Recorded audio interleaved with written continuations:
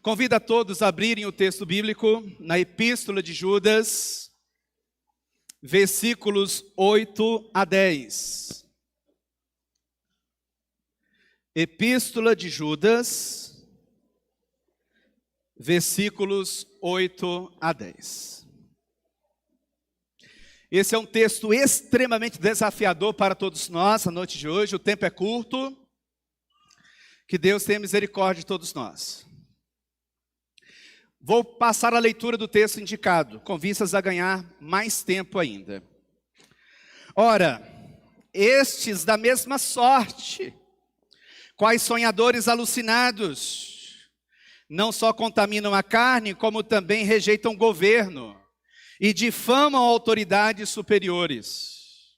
Contudo, o arcanjo Miguel, quando contendia com o diabo e disputava a respeito do corpo de Moisés, e não se atreveu a proferir juízo infamatório contra ele.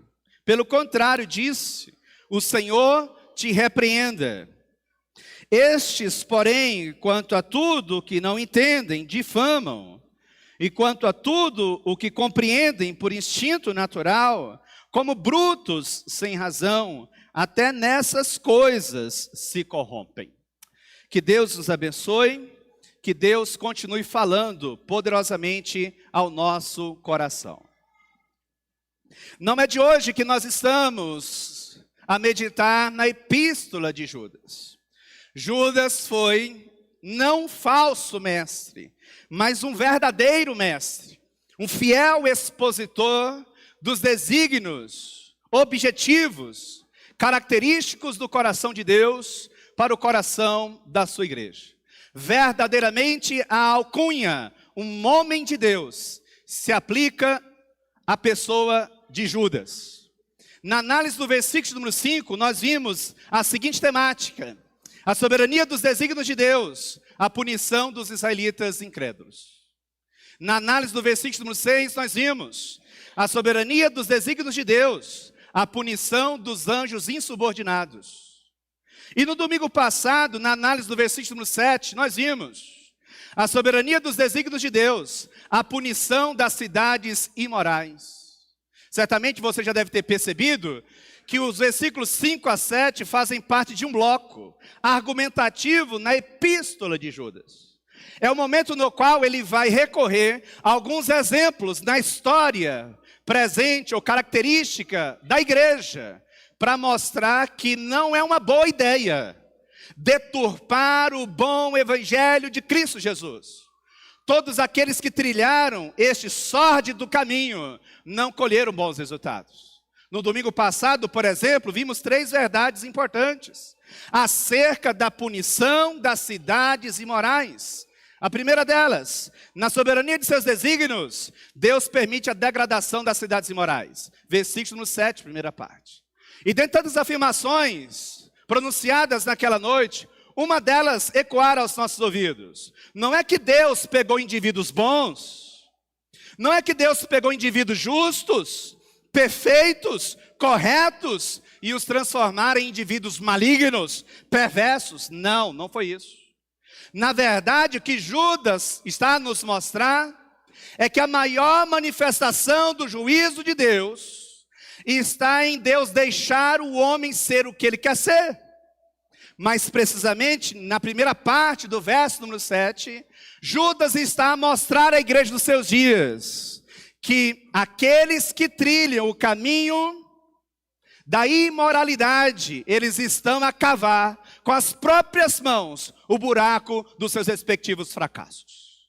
Mas também vimos, em segundo lugar, na soberania de seus desígnios, Deus usa como um alerta as tristes consequências sobrevindas às cidades imorais. Versículo 7, segunda parte. Foi nessa ocasião que ecoou aos nossos ouvidos a seguinte aplicação prática: cuidado. Cuidado com o quê? Deus pode usar você como um exemplo a não ser imitado. Mas Deus também pode te usar como um exemplo a ser seguido. Aí a grande pergunta é justamente esta: que tipo de pessoa eu e você somos? Que tipo de crente eu e você somos? Nós somos indivíduos que, na medida em que a nossa vida vai sendo descortinada, na medida em que as pessoas que fazem parte do nosso mundo da vida vão tendo acesso às obras das nossas mãos, o trilhar dos nossos passos, o campo das nossas palavras, eles veem Cristo em nós ou eles veem um maligno em nós? Quem é você? Quem sou eu? Quem somos nós? O que é esta igreja? Esta igreja na qual, semana após semana, nós saímos de casa para este lugar, nós trazemos as nossas respectivas famílias e até mesmo nós mesmos. Quem é você? Quem somos nós? Vimos também, num terceiro momento, na soberania de seus desígnios, Deus executa juízo sobre as cidades imorais. Versículo 7, última parte. É nesse momento que Judas vai escancarar o triste fim que sobrevirá sobre as cidades imorais. De alguma forma mais precisa, ele vai na história de Sodoma, de Gomorra, de Adimá, Zeboim e Zoar, também conhecida como Bela, para mostrar a partir do enredo estruturante de Gênesis 19, que estas cidades que se entregaram à imoralidade, nenhuma delas lograra êxito. O dia do acerto de contas chegará. E pode tardar na minha e na tua perspectiva, mas na perspectiva de Deus nunca irá tardar. Deus tem o dia, o momento e a hora certa para o acerto de contas. Logo, essas declarações de Judas funcionaram como uma espécie de lembrete doloroso, pertinente e extremamente aplicável aos seus dias, bem como nos dias posteriores, dentre os quais se enquadra o dia da presente era. Todavia, antes de nós adentrarmos ao texto, é importante que eu e você tenhamos em mente algumas verdades importantes.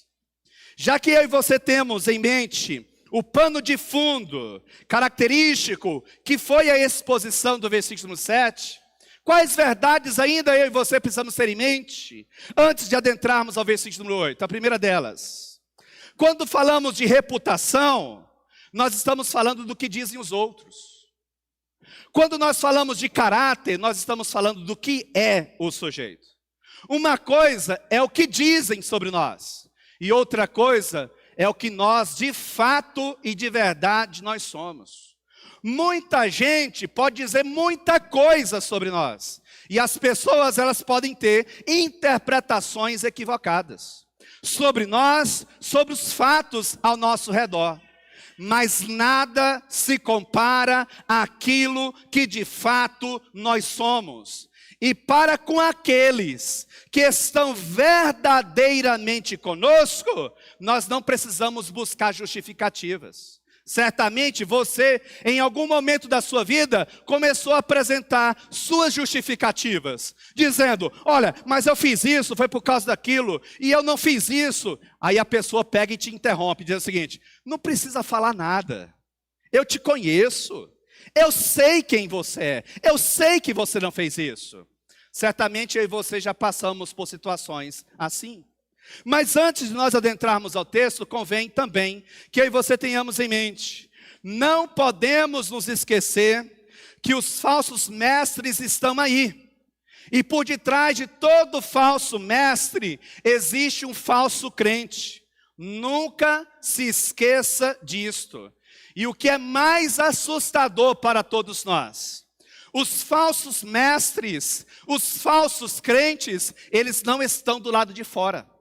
Judas já nos dissera isto muito bem e com muita propriedade nos versículos anteriores. Onde é que eu e você encontramos os piores inimigos da igreja? Não, eles estão do lado de fora. Eles estão onde? Do lado de dentro. Logo, se eu e você seguirmos as nuances, as diretrizes destes falsos crentes, desses falsos mestres, não foi por falta de aviso. Todos nós já fomos devidamente instruídos. Eles estão aí. Onde, pastor? Sentados nos bancos da igreja. semana após semana, mês após mês. Quem é você? Você é um verdadeiro crente ou um falso crente? Quem é você? Um falso mestre ou um verdadeiro mestre? As tuas ações e reações descortinarão a resposta destas perguntas. Mas também, antes de nós adentrarmos ao texto, convém que eu e você tenhamos em mente: nunca ninguém logrou êxito tendo rejeitado o domínio de Deus. Os que seguem os falsos mestres terão o mesmo fim que os aguarda. A apostasia está aí. A cada novo dia fica mais evidente o abandono do bom e verdadeiro evangelho de Cristo Jesus. E este abandono não se mostra de forma repentina, vai se mostrando em doses homeopáticas, paulatinamente. É uma expressão de descompromisso para com a verdade do evangelho. A cada novo dia, um engajamento menor. A cada nova semana, um engajamento menor. A cada novo mês, um engajamento menor. E quanto menos você esperar, você já não subscreve mais as verdades do evangelho. Partindo dessas informações, eu quero pensar a análise dos versículos 8 a 10 a partir da seguinte temática: o caráter dos falsos mestres, evidências visíveis da apostasia, do abandono da fé, da indiferença para com as verdades do coração de Deus para o coração da sua igreja. E algumas verdades saltam aos nossos olhos, ecoam aos nossos ouvidos e precisa adentrar as profundezas do nosso coração na medida em que eu e você mergulhamos nesse texto. Que verdades são essas? A primeira delas: o caráter apóstata dos falsos mestres é evidenciado pela indiferença para com a realidade. Onde é que está isso no texto? Primeira parte do verso número 8. Olha o que diz as Sagradas Escrituras. Ora, estes da mesma sorte, quais sonhadores alucinados. E aí eu chamo a sua atenção para um detalhe. Dr. Simon, um comentarista das Sagradas Escrituras, disse que a expressão mais apropriada em termos de interpretação para o início do versículo número 8 é justamente esta: exatamente da mesma forma. É como se Judas, a partir do versículo número 8, começasse a aplicar aquilo que dissera na altura dos versículos 5, 6 e 7. Seja mais claro, pastor. Judas vai trazer aplicações práticas a alcançar a igreja dos seus dias, bem como a igreja posterior, dentre a qual eu e você nos enquadramos. Os falsos mestres revelam um caráter alheio, indiferente para com a realidade. Seja mais claro, eles não têm o trabalho, ou eles não querem ter o trabalho de encararem os fatos desta vida, que são fatos tão difíceis em dados contextos. O que é mais fácil? Encarar a vida na sua objetividade, na sua dureza, na sua crueldade, ou apelar para subterfúgios, para mecanismos outros, com vistas a prender a grande massa? Certamente a segunda opção. O que é mais fácil? Eu e você sermos desafiados a vir a um ambiente como este, sentarmos, escutarmos exposição meticulosa das Sagradas Escrituras, ou eu e você apelarmos para coisas do tipo: eis que Deus me revela, esta semana, alguém aqui dentro passará por grandes dificuldades. Eis que nesta noite, neste exato momento, Deus me revela, Labarachúria, decouve as névias, decanta. E aí o sujeito começa a apelar para asneiras como essas. Labarachúria, decantas, decouvias, essas coisas não existem. Não tem qualquer respaldo nas páginas das Escrituras. Mas o que é mais fácil? Eu te desafiar a você abrir a sua Bíblia e comigo estudar palavra por palavra das Sagradas Escrituras, ou eu apelar para esses mecanismos? Certamente. Para não perder a sua atenção, o seu envolvimento, para que eu tenha sempre a igreja cheia, porque sobre nós paira essa triste obrigação de sempre enchermos a igreja. E aí alguns irmãos, colegas de ministério, não têm pulso firme para aguentar a pressão e por sua vez ficam apelando para esses mecanismos que não têm qualquer respaldo nas páginas das Sagradas Escrituras. Eles não querem encarar a vida nua e crua e dura no que diz respeito à sua objetividade. Então fazem o quê? Apelam para revelações subjetivas. A expressão sonhadores alucinados, que aqui aparece no início do verso de número 8, lá no texto original grego, é apenas uma única palavra. E o significado é sonhos, ter visões, sonhar. Permita-me aqui estabelecer uma correlação com algumas traduções bíblicas. A primeira delas, a ARA, Almeida Revista Atualizada, que é a versão que comumente nós utilizamos. Como é que ela traduziu essa expressão? Sonhadores alucinados. E a ARC, Almeida Revista Corrigida, adormecidos. E a NVI, Nova Versão Internacional, sonhadores. E a NTLH, Nova Tradução na Linguagem de Hoje, ter visões. Estes falsos mestres estavam à procura das suas próprias vontades. Não tinham compromisso com a objetividade da revelação de Deus. Meus amados irmãos, exposições como estas não caem de uma hora para outra. Não se alcançam de um minuto para o outro. Isso leva tempo, consome as nossas energias. E não é fácil somente falar. Não é fácil também ficar aí ouvindo. Porque são exposições, na maioria das vezes, densas. O que é mais fácil?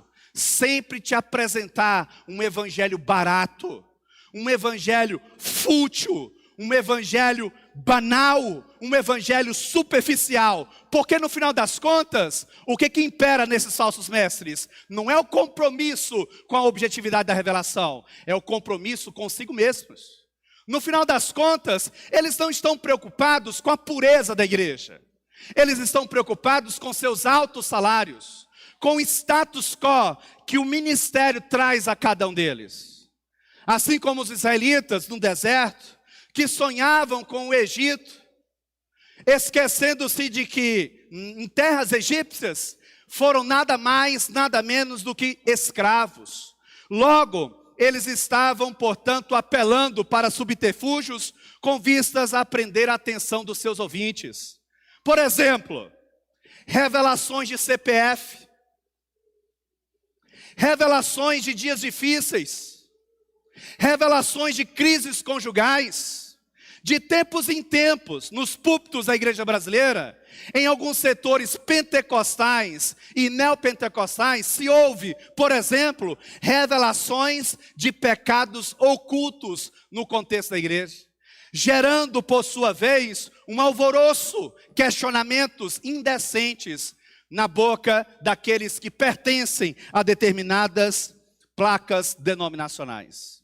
Ai dos falsos mestres, bem como dos falsos crentes. Mais uma vez, a primeira lição da presente exposição. O caráter apóstata dos falsos mestres é evidenciado pela indiferença para com a realidade. Meus amados irmãos, pergunta, pastor, tem como ser mais claro? Tem. O mundo, a vida neste mundo, ela é mais cruel e difícil do que eu e você podemos imaginar. Não é porque Deus, Ele está disposto a intervir em nosso favor, que Ele vai intervir em nosso favor. Crentes morrem doentes. Portas que nós queríamos tanto que fossem abertas, permanecerão para todo o tempo fechadas. Nem tudo aquilo que eu e você planejamos, de fato vai ser alcançado. Os nossos sonhos, nem sempre eles serão realizados. Eu e você não somos o centro das atenções do coração de Deus, melhor dizendo. No final das contas, as ações e reações de Deus têm por fim, primeiro e último, Ele mesmo, a sua glória, a sua exuberância, a sua beleza. Nunca se esqueça disso. Os falsos mestres, eles sempre irão abandonar a pregação fiel das Sagradas Escrituras. Por quê? A pregação fiel das Sagradas Escrituras gera incômodo. Porque, sobretudo em especial, quando essa pregação ela é expositiva, sequencial. E sabe o que isso significa dizer? Eu e você iremos para algumas passagens das Sagradas Escrituras que nós não queríamos ir. O pregador vai ser obrigado a expor textos que ele não queria expor. E o pecado vai ser confrontado. O pecado vai ser desafiado. A igreja vai ser desafiada a uma mudança de vida. Isso pode significar o quê? Oposições das mais ferrenhas possíveis. Os falsos mestres, eles estão correndo longe de oposições, intrigas e discórdias. E aí permita-me aqui a seguinte colocação: toda vez que o bom evangelho de Cristo Jesus for pregado, ele vai se tornar uma pedra no nosso caminho. Todo pregador fiel das Sagradas Escrituras, ele nunca vai ser aplaudido por todos. Todo pregador fiel das Sagradas Escrituras, ele será mais odiado do que amado.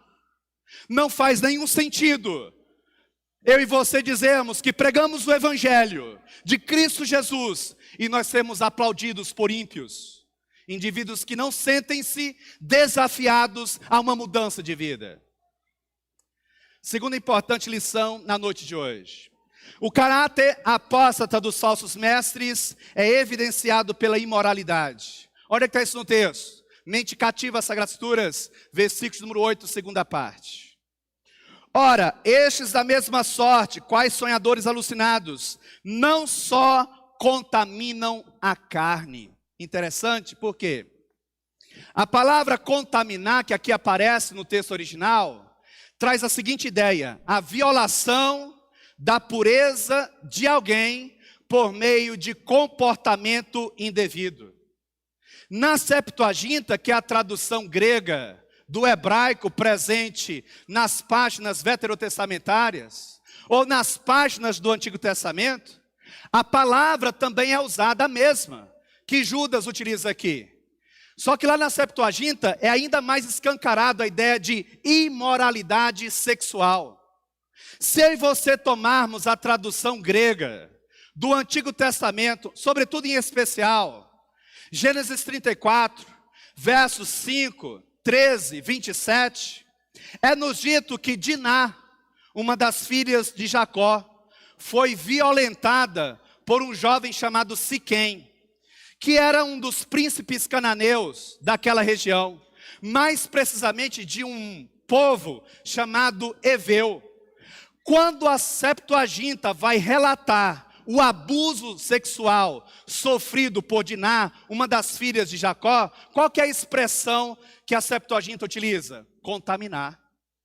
Se eu e você formos para Gênesis capítulo 49, versos número 4, Rúben, um dos filhos de Jacó, ele molestou, ele deitou-se com uma das concubinas de seu pai.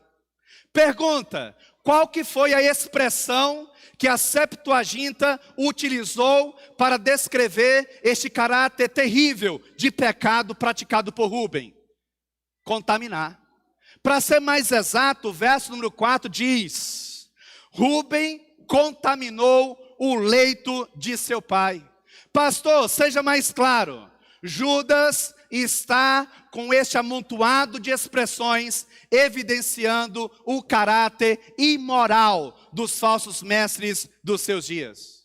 Aqui está embutido práticas sexuais levianas.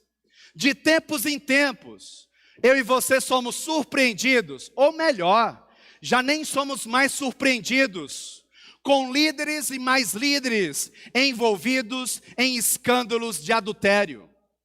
Todos nós podemos cair neste pecado. A verdade, meus amados irmãos, é que os falsos mestres, eles se entregam a práticas imorais. Só Deus para nos sustentar, só Deus para sustentar você. Nesse sentido, eles se assemelham aos moradores de Sodoma e de Gomorra, bem como das cidades circunvizinhas, que conforme nós vimos no domingo passado, quais eram essas cidades circunvizinhas? Adimá, Zebuim e Zoar, também descrita nas partes das Escrituras como Bela. Muitos, meus amados irmãos, pastores, nesse tempo que você chamamos de tempo presente, não vê problema algum em relações sexuais fora do casamento. Se você, dizem alguns pastores, está namorando, e você sabe que essa jovem será a tua esposa, você pode manter relação sexual com ela. Você, minha irmã, que está namorando, e você sabe que este rapaz será o teu esposo, você pode manter relação sexual com ele, não tem nenhum problema não. Para alguns pastores na contemporaneidade, afinal de contas, não é bom remar contra a correnteza. É melhor falar o que todo mundo está falando, porque falar o que é preciso ser dito, certamente vai trazer oposições sobre nós. E aí o que acontece? Os falsos mestres vão sempre se esquivarem de suas responsabilidades. Afinal de contas, eles não querem perder o prestígio, não querem perder seus altos salários. Por exemplo, dizem por aí que casamento homossexual é permitido. Onde é que está isso nas Sagradas Escrituras? Que união entre duas mulheres ou dois homens é permitido. Onde é que está isso nas Sagradas Escrituras? Muitos pastores advogam isto. E muitos líderes religiosos têm feito casamentos de homens com homens, mulheres com mulheres. Relações de homens com animais. Relações de adultos com crianças. Tanto na Câmara quanto no Senado, passa ou tenta passar projetos que visam a legalização da pedofilia. Este é o mundo que nós vivemos. É um mundo podre. É um mundo devasso. É um mundo promíscuo. O mundo que não teme a Deus. O mundo que não procura ouvir os direcionamentos do Senhor. E os falsos mestres fazem o quê? Nadam de braçada nesta correnteza. Não é uma tarefa fácil condenar o pecado. Eu e você, por condenarmos o pecado, nós seremos odiados. Não faz nenhum sentido. Os nossos grandes pregadores no passado, cujas histórias estão cravadas nas páginas das Sagradas Escrituras, eles foram mortos, eles não foram aplaudidos. Paulo morreu degolado. Pedro morreu crucificado de cabeça para baixo. E outros tantos tiveram mortes terríveis por causa da verdade. Não se iluda com as aparências.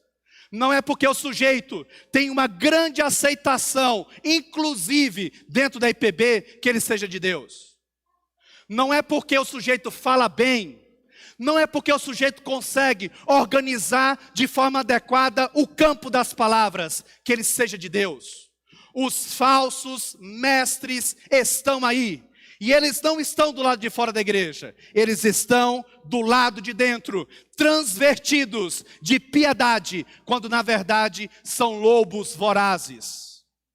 Eles mesclam a verdade com mentira. E isso não é de forma não intencional. Pelo contrário, ainda mais assustador, é de forma intencional para a nossa destruição e contaminação. A não ser que eu e você tenhamos ouvidos abertos, mente lúcida, coração aberto, para seguirmos mais os arautos de Deus e menos os arautos deste mundo que jaz no maligno. Segunda importante lição para todos nós na noite de hoje. O caráter apóstata dos falsos mestres é evidenciado pela imoralidade. Em terceiro lugar, o caráter apóstata dos falsos mestres é evidenciado pela insubordinação à autoridade superior de Deus. Onde é que está isso no texto? Terceira parte do versículo 8. Mente cativa às Sagradas Escrituras. Ora, estes, da mesma sorte, quais sonhadores alucinados, não só contaminam a carne, como também rejeitam governo. Essa é a terceira parte. O que é que fazem os falsos mestres? Eles rejeitam governo, disse Judas. Aí a grande pergunta que surge é justamente esta: que tipo de governo Judas tem em mente ao pronunciar estas palavras? Se eu e você fizermos uma correlação com algumas passagens das Sagradas Escrituras, eu e você iremos descobrir que a expressão utilizada por Judas para governo indica senhorio. E nos escritos do apóstolo Paulo, a tradução apropriada é domínio e potestade. E em Paulo, esse senhorio e esse domínio sobre as potestades está atrelado ao ser de Deus. Seja mais claro, pastor, quando Judas diz que os falsos mestres rejeitam o governo, aqui se tem em ideia o governo de Deus, o senhorio de Cristo Jesus. Seja mais claro, pastor, aqui está enquadrado o pregador que não pergunta: Senhor, o que a tua igreja quer ouvir? Aqui está enquadrado o crente que age e reage não a partir das orientações de Deus. Não perguntam: Senhor, qual que é a tua direção para a minha vida? Não submetem seus negócios a Deus. Compram e vendem o que bem entendem. Não submetem as suas ações e reações no campo das inter-relações ao ser de Deus. Se relacionam com aqueles que bem entendem. Afinal de contas, eles rejeitam o governo de Deus. Logo, fica-nos claro, por exemplo, um exemplo recentemente citado por Judas: Israel no deserto. Bem como os anjos que se rebelaram contra Deus nas regiões celestiais. E por que não dizer as cidades imorais de Sodoma, Gomorra e a circunvizinhança destas mesmas? Os falsos mestres, meus amados irmãos, eles não estão preocupados com a verdade do Evangelho. O que move o coração destes homens e mulheres é outra coisa, a saber, eles mesmos. Seja mais claro, pastor, o que dita as regras do jogo, ou quem dita as regras do jogo, são eles mesmos. Eles fazem o que querem fazer, vão aonde querem ir, se relacionam com quem querem se relacionar, não perguntam a Deus: eu posso? Saem de casa, entram de casa, dentro de casa, fazem negócios, se envolvem com trocentas coisas, sem submeter isto ao crivo da vontade do Senhor Deus. Aí a grande pergunta que surge é justamente esta: quem orienta você? Quem dita as regras do seu jogo? Quem dita as regras da sua vida? Quem dita as regras das suas escolhas, das suas decisões? Cuidado! Se você está a tomar decisões sem submeter ao crivo da vontade de Deus, isso funciona como um lembrete para você e para todas as pessoas ao seu redor, que você parece muito mais com um falso mestre, com um falso crente, do que com um verdadeiro mestre, do que com um verdadeiro crente. Quem é você? Lá no seu trabalho, o que dizem sobre você? O que a tua esposa diz sobre você? O que teu esposo diz sobre você? O que a tua namorada diz sobre você? O que o teu namorado diz sobre você? O que nós que conhecemos você, dizemos sobre você? E o que você que me conhece, diz sobre mim? A verdade, meus amados irmãos, é que nós nos conhecemos. Pelo pouco espaço de tempo que já estou nessa igreja, eu já conheço bastante para dizer a cada um de vocês: eu sei quem tem compromisso e sei quem não tem compromisso. E certamente depois de quase 1 ano e meio como pastor dessa igreja, você já deve ter percebido algum traço em mim que perdura, seja de negligência ou seja de fidelidade. Nós não conseguimos nos esconder por muito tempo. Mais cedo ou mais tarde, eu vou revelar aquilo que de fato eu sou. E mais cedo ou mais tarde, você vai revelar quem de fato você é. Ninguém consegue viver uma vida inteira de mentiras. Certo pregador disse recentemente numa das suas obras: nossa geração é marcada pelo desacato, desafio e insubordinação às autoridades constituídas. Uma atitude que começa nas famílias, onde os pais se recusam a exercer a autoridade e a disciplina sobre os filhos. Estamos colhendo o fruto amargo de uma geração que cresceu debaixo das orientações falaciosas do humanismo secularista. Seja mais claro, pastor, uma geração inteira que não sabe ouvir não. Ousa dizer não. Ousa dizer não pode. Não pode não é porque eu estou dizendo que não pode. Não pode porque as Sagradas Escrituras diz que não pode. E não pode não é por birra. Não pode é por obediência ao texto bíblico. Ousa dizer isso. Martin Luther King disse certa feita: para declarar uma guerra, eu e você não precisamos pegar em armas. Basta dizermos o que nós pensamos. E é uma verdade, meus amados irmãos. Estamos assistindo o surgimento de uma geração de crentes mimados no interior da igreja. E começa quando? Nos lares. Pais irresponsáveis no trato com seus filhos. Tomara eu ver os meus 2 moleques se levantarem de forma desrespeitosa antes do culto terminar. Sai uma vez, meu amigo. E nem por isso são debilóides. São moleques espertos, inteligentes, para cima, tementes a Deus. O problema é você, papai. O problema é você, mamãe. Você está ensinando seu filho, sua filha, que o ambiente do culto é um ambiente horrível para estar. Pesado demais. Teu filho estuda no ambiente secular biologia molecular e ele não consegue entender um discurso como o meu? Ele não consegue entender uma pregação como esta? Teu garoto de 10 anos estuda geometria, matemática, química, cálculos mais absurdos possíveis e não consegue entender o campo das palavras? É claro que entende. O problema das nossas crianças não são elas. O problema são pais mimados no interior da igreja, que nunca foram colocados no seu devido lugar. Sempre tiveram seus egos acariciados. Por quê? Para não te perder, eu faço o que você quer. Para não te incomodar, eu vou falar o que você quer ouvir. Afinal de contas, eu tenho uma estrutura que me traz suporte financeiro e eu não posso perdê-lo. E aí qual que é a consequência? Igrejas inteiras doentes, malignas, perversas, corruptas, imaturas. Você, papai, é responsável pela insubordinação do seu filho para com as autoridades superiores instituídas pelo próprio Deus. Em quarto lugar, o caráter apóstata dos falsos mestres é evidenciado pela difamação a autoridades superiores de seres angelicais. Olha que está isso no texto, última parte do versículo 8. Olha o que diz o texto. Ora, estes da mesma sorte, quais sonhadores alucinados, não só contaminam a carne, como também rejeitam o governo e difamam autoridades superiores. Aí eu chamo a sua atenção para um detalhe, sabe qual que é?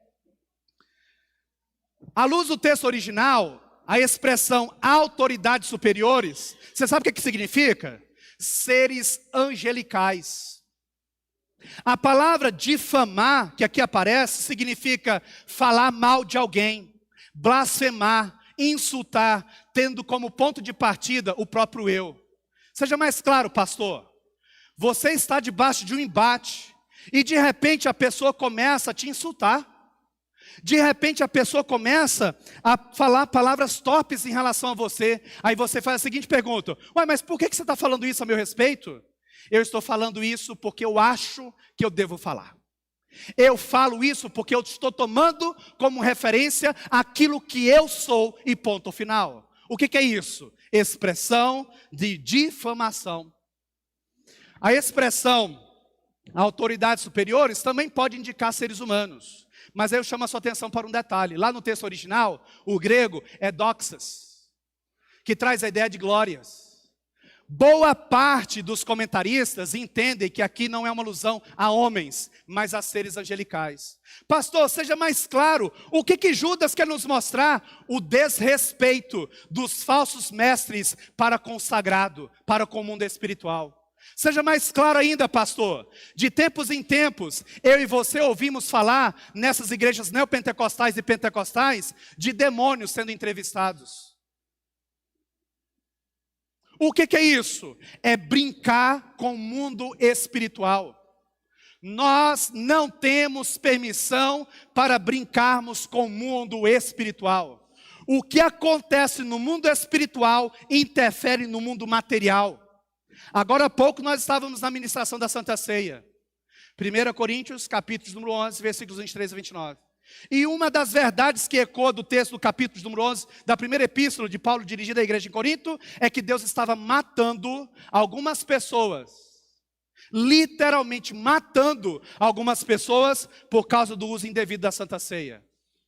O mundo espiritual não é brincadeira, meus amados irmãos. Eu e você podemos brincar com qualquer coisa, menos com o mundo de Deus. A versão bíblica NVI, Nova Versão Internacional, traduziu como seres celestiais. A NTLH, nova tradução na linguagem de hoje, traduziu como os gloriosos seres celestiais. O que os falsos mestres faziam? E fazem até os dias de hoje? Desrespeitam o sagrado. Difamam dignidades espirituais. Aqui se inclui seres e autoridades do mundo espiritual. Os falsos mestres zombavam do mundo angelical, desrespeitavam o sagrado. O que aí você encontramos na sequência do versículo 8? É nada mais, nada menos do que uma exemplificação prática do que ele estava dizendo na altura do versículo número 8. Olha o que diz o verso número 9. Ele vai dar um exemplo. Acompanhe comigo. Agora a exposição é um pouco mais rápida. Judas, seja mais claro. Você está falando de seres, de falsos mestres, que difamam seres espirituais, seres angelicais. Seja mais claro, Judas. Tá, eu vou ser. Aí ele dá um exemplo no verso número 9. Contudo, o arcanjo Miguel. O que é um arcanjo? O líder dos seres angelicais. O suprassumo da corte angelical. O maior de todos. O mais poderoso de todos. E olha a incumbência desse sujeito. Contudo, o arcanjo Miguel, quando contendia com o diabo, disputava o corpo de Moisés com o diabo. Diz o texto, quando contendia com o diabo e disputava a respeito do corpo de Moisés, não se atreveu a proferir juízo difamatório ou infamatório contra ele. Pelo contrário, disse, o Senhor te repreenda. Ou seja, meus amados irmãos, a coisa é tão séria. Se você não gravou nada do que eu disse até agora, grava pelo menos isso. Judas, aqui, ele está citando não as Sagradas Escrituras devidamente inspirada, o texto bíblico dos autores bíblicos, dos profetas instituídos. Ele está citando aqui provavelmente um livro apócrifo, não inspirado por Deus. Testamento de Moisés ou Assunção de Moisés. Mas nessa parte em especial, em que esse livro falava sobre a morte e o corpo de Moisés fora verdadeiro. E Judas captou essa parte e transcreveu na sua epístola. E a ideia aqui é basicamente o seguinte: nem o arcanjo Miguel, o maioral dos seres angelicais perfeitos, nas regiões celestiais, não ousou ultrapassar os limites da autoridade que Deus lhe havia conferido. Quem são vocês, falsos crentes? Quem são vocês, falsos mestres, para dizerem o que Deus não mandou dizer? Quem são vocês, falsos mestres? Quem são vocês, falsos crentes, para baratearem a mensagem do Evangelho? O arcanjo Miguel disse, e ele poderia ter dito, eu, diabo, sou o arcanjo Miguel, eu sou o maioral da corte celestial, angelical, eu te repreendo. Mas ele não fez isso. Ele disse, Satanás, diabo, o Senhor Deus te repreenda. Nós não temos permissão para ficarmos brincando com o adversário da nossa alma. Logo, todas as vezes que você, seja nos canais televisivos, no YouTube, seja lá onde você for, vê o sujeito brincando com o mundo espiritual, toma cuidado. Isso tem implicações sobre todos nós. Só que Judas não para por aí. Vem o verso número 10. Olha a sequência. Eu e você precisamos temer o diabo, sim ou não? Claro que não. Quem está conosco é maior do que ele, mas ele lá e nós aqui. Nós não temos condições de irmos para um tete-a-tete com ele. Só Deus para nos guardar das investidas do maligno. Verso número 10. Estes, porém, quanto a tudo o que não entendem, difamam. Estes quem? Os falsos mestres. Eles não têm noção, assim como também os falsos crentes não têm noção do que é o mundo espiritual. Por isso, ficam com ironias, brincadeiras, tirando sarro da cara do diabo e dos seus demônios. Estes, porém, quanto a tudo que não entendem, difamam. E quanto a tudo que compreendem por instinto natural, como brutos sem razão, até mesmo nessas coisas se corrompem. Pastor, seja mais claro. O que o verso 10 está dizendo? Os falsos mestres criticam sem fundamento. Eles estabelecem suas críticas, mas não mostram a fundamentação das suas argumentações. Eles agem como animais guiados pelos próprios instintos. São ignorantes espirituais. Eles não se perguntam: será que Deus está nessa direção? Será que é isso que Deus quer para a minha vida? Eu vou travar essa briga. Será que de fato é essa briga que Deus quer que eu trave? Eu vou travar essa disputa. Será que é isso mesmo que Deus quer que eu faça? São ignorantes. Eles não se perguntam o que Deus quer. Qual a vontade de Deus? Logo, meus amados irmãos, serão destruídos em face do iminente juízo de Deus. Em quarto lugar, o caráter apóstata dos falsos mestres é evidenciado pela difamação a autoridades superiores, a seres angelicais, para ser mais exato. Qual que foi o tema da presente exposição? O caráter dos falsos mestres, evidências visíveis da apostasia. 4 lições foram apresentadas, rapidamente todas elas. O caráter apóstata dos falsos mestres é evidenciado pela indiferença para com a realidade. Segundo lugar, é evidenciado pela imoralidade. Terceiro lugar, é evidenciado pela insubordinação à autoridade superior de Deus. E em quarto lugar, é evidenciado pela difamação a autoridades superiores angelicais. Pastor, eu entendi, mas em termos práticos, o que é que sobra para a nossa vida? Eu tenho aqui 3 aplicações práticas para a sua vida, que visam resgatar partes da exposição e de alguma forma ser um pouco mais objetivo. A primeira delas, cuidado com a espiritualidade baseada em experiências. Muito cuidado.